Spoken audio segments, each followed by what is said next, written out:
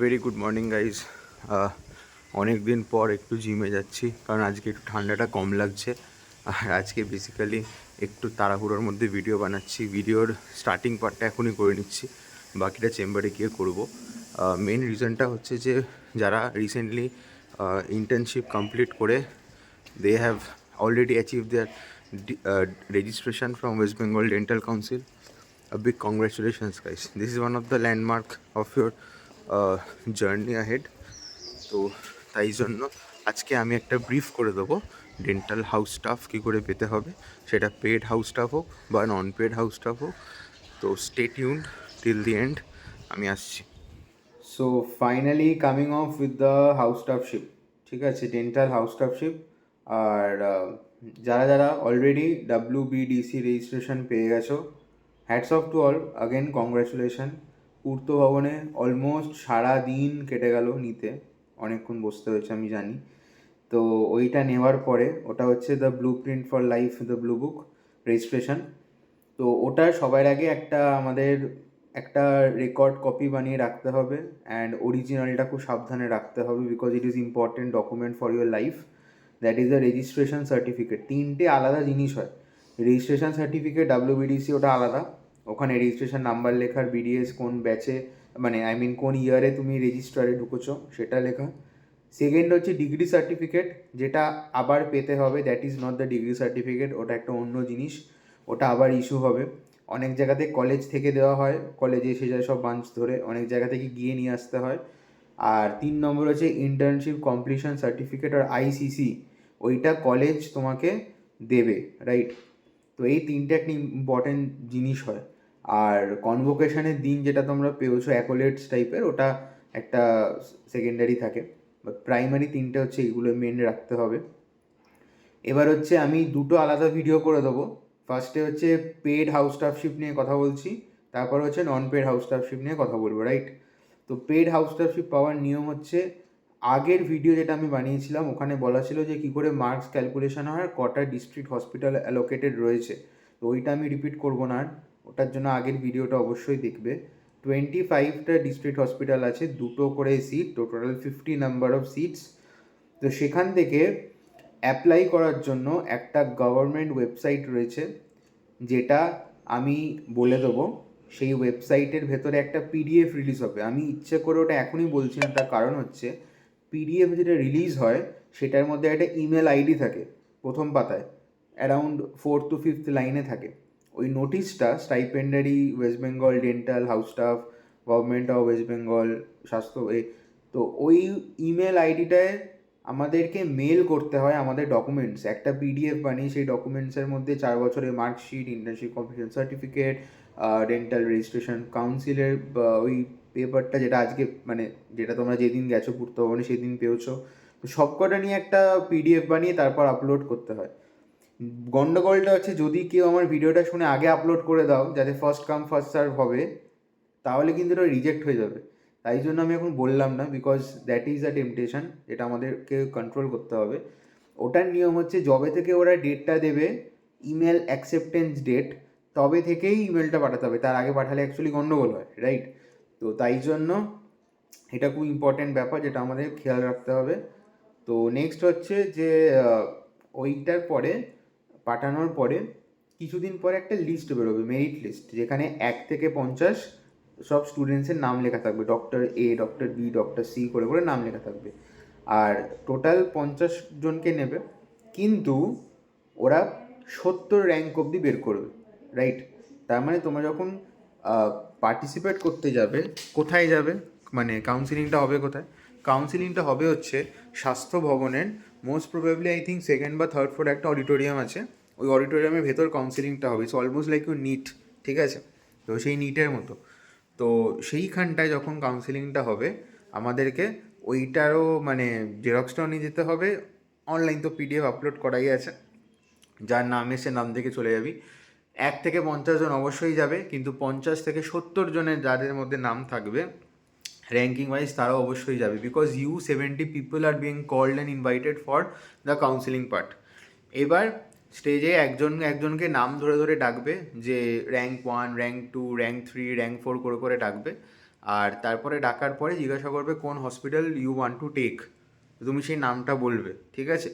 তো সেইটা কি করে চুজ করতে হয়, মানে জেনারেলি আমরা যা দেখে থাকি কলকাতা বেসড ডেন্টাল কলেজ যেগুলো আছে প্রাইভেট, তাদের মধ্যেই মেন কম্পিটিশান হবে, লাইক জিএনআইডিএসআর, কেএসডি অ্যান্ড হলদিয়া। তো সেই ক্ষেত্রে দেখা যাবে যারা কলকাতা বেস, সেখানে কলকাতার আশেপাশে যে হসপিটালসগুলো আছে, যেমন ধরো এমআর বাঙুর হয়ে গেল, হাওড়া ডিস্ট্রিক্ট হসপিটাল হয়ে গেল, হুগলি ইমামবাড়া হসপিটাল হয়ে গেল, দেন বারাসাত হয়ে গেল, এইগুলো আগে ফিল আপ হয়ে যায়। তো চারটের মধ্যে ধরো চারটে ডিস্ট্রিক্ট হসপিটাল বেরোলো, দুটো করে যদি র্যাঙ্ক সিটস থাকে, 4x8 মানে টপ 10 র্যাঙ্কার্স ওইগুলো নিয়ে চলে গেল। তারপরে থাকবে হচ্ছে একটু ডিস্টেন্সে, জেনারেলি দেখা থাকে লাইক বসিরহাট, কৃষ্ণনগর, ডায়মন্ড হারবার, একটু দূরে নন্দীগ্রাম, তারপরে শুরু হবে নর্থ বেঙ্গল সাইডটা পুরো ধরবে আস্তে আস্তে। তো এইভাবে জিনিসটা হয়। ওকে, সো একটা প্রায়োরিটি লিস্ট বানিয়ে রাখতে হবে যে তুমি কোনটা নিতে চাও, তো সেই প্রায়োরিটি লিস্ট অনুযায়ী ম্যাচ করে করে নেবে। তো সেটা আমি পার্সোনাল গাইডেন্স দিয়ে দেবো, আমার কে পিং করবে ডেন্টোজেন্সিসে, উইল ডেফিনেটলি হেল্প ইউ যে কী করে চুজ করা যেতে পারে। বাট ওভারঅল প্রোফর্মাটা আমি খালি বললাম। আর পেড হাউস টাউসই বছরে 2বার হয়, তার একটা ফিক্স স্পেসিফিক দিন হয়। যেমন এইটার জন্য সেশন শুরু হয় 1st of April। তো April, May, June, July, August, September, April, May, June, July, August, September, 6 মাস হয়ে গেল। আর সেকেন্ড ব্যাচ শুরু হবে October, November, December, January, February, March. তো এই 6টা হয়ে গেল, ঠিক আছে? তো দিনে 2বার মানে বছরে 2বার হয়ে গেল। তো এবার যখন যাবে ওর একটা 7 দিনের মতো অ্যালোকেশানে রিশিফটিং টাইম দেবে, যাতে তোমরা শিফট করতে পারো। এখন যার হয়েছে ধর কালিম্পং, যার হয়েছে ধর দার্জিলিং, যার হয়েছে ধর শিলিগুড়ি, তাকে তো শিফট করতে হবে অতটা দূরে না। তো শিফট করার জন্য ওর একটা ফেয়ার টাইম দিয়ে দেবে, তার মধ্যে শিফটিং করে গিয়ে তোমাকে লোকাল সিএমওকে জয়েন করতে। এক্সট্রিমলি একটা পেশেন্ট এসে গেছিলো, I have to cut the thing in between. তো যেটা বলছিলাম যে ওই 25টার মধ্যে তোমার প্রেফারেন্স অনুযায়ী আগে যে হসপিটালগুলো বললাম সেগুলো বেরিয়ে যায়। যত ডিস্টেন্স বাড়ে ফ্রম কলকাতা, তত ফ্রিকোয়েন্সিজ অফ গেটিং কমে যাচ্ছে, তাই জন্য আগের র্যাঙ্কিংয়ের লোকজন আগে পাবে। সো এবার আর একটা কিছু কিছু মিরাকেল বা স্পেশাল সিচুয়েশান হতে পারে, যেমন ধরো র্যাঙ্ক নাম্বার 26 স্টেজে উঠে বললো যে নো, আমি নেব না, আই টার্মিনেট ভলেন্টারিলি। তখন কিন্তু একটা অদ্ভুত ব্যাপার হবে, যেহেতু র্যাঙ্ক 26 ছেড়ে দিল, তাহলে একটা 50-এর মধ্যে আমার সিট কম ইউটিলাইজ হবে, তখন র্যাঙ্ক 51 হঠাৎ করে চান্স পেয়ে যাবে ওই কাউন্সিলিংয়ে ঢোকার। তখন সে একটা কিন্তু চয়েস ফিল করতে পারে, এইটা একটা মিরাকেল হতে পারে, রাইট? আচ্ছা, এমনও মিরাকেল আমার হতে দেখেছি, আমার ব্যাচমেটদের যে 2বার হাউস স্টাফ শিফট করেছে পেড। অ্যাকচুয়ালি অনেক আগে, সেই 2000 মানে আমার থেকে, আমি তো 2018 ব্যাচের বিডিএস, আমার থেকে ধরো যারা 3 বছর সিনিয়র, 2015 ব্যাচ, সেই সময় দেখা যাচ্ছে যে 1 বছর ধরে কাউন্সিলিং হতো, মানে 1 বছর ধরে হাউস স্টাফশিপ হতো পেড, 12 মাসের house staffship paid, plus with a good stipend of around 50, ঠিক আছে? তো সেটা এখন 6 মাস হয়ে গেছে। কিন্তু যদি শর্টেজ হয় বা এরকম টাইপের মিরাকেল কখন হয় যে একটা স্টুডেন্ট পরপর 12 মাসই করতে পারলো হাউস স্টাফশিপ, খুব lucky one he or she. এটা তখনই হয় যখন হঠাৎ করে কেউ মিড টার্ম ধরো 3 মাস করেই বা 2 মাস করে ছেড়ে দিল, বা হয়তো এমডিএসে প্রিপারেশন করবে বা অন্য কোনো এমার্জেন্সি হলো ছেড়ে দিল, তখন একটা সিট ভ্যাকেন্ট হয়ে গেল। এবার হসপিটাল তো আন্ডার স্টাফে অপারেট করে না generally, right?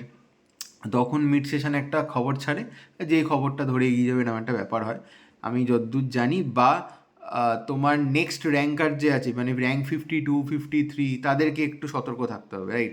So I am taking back my word just now. ওটা না, ওটা একটা সিকোয়েন্সিয়ালি হয়, যে ছাড়বে তখন, রাইট? একটু বলতে ভুল হলো আই থিঙ্ক। আর আরেকটা ব্যাপার যেটা হয়েছে, যে এটা আমি রিসেন্ট নিয়মটা ঠিক জানি না, যে যদি কেউ ভলেন্টারি টার্মিনেট করে সে সেকেন্ড টাইম পার্টিসিপেট করতে পারে কি না। সো এটা আমাকে অনেকে জিজ্ঞাসা করেছে, আমি মানে I respectfully decline the question because I don't know, right? আর এখানে কিছু বলার সেরকম নেই। এবার যেতে হবে 7 দিন অ্যালোকেশন টাইমের পরে তোমাকে সেই তোমার রিজিওনাল জায়গাতে। এবার যে কোনো হসপিটালে একটা জিনিস হয় যে ডেন্টাল ডিপার্টমেন্ট, তার মধ্যে হাউস স্টাফ যে কটা আছে, যেমন আমি কৃষ্ণনগর ছিলাম, তো সেখানে 2জন হাউস স্টাফ ছিল, একজন এইচওডি স্যার ছিলেন, আর 2জন ডেন্টাল হাইজিনিস্ট ছিল, ঠিক আছে? এটার ওপরে থাকে হচ্ছে we are reporting two HOD, HOD is reporting to the hospital super, hospital super is reporting to the তোমার কী বলে CMO H office, that is chief medical officer of health.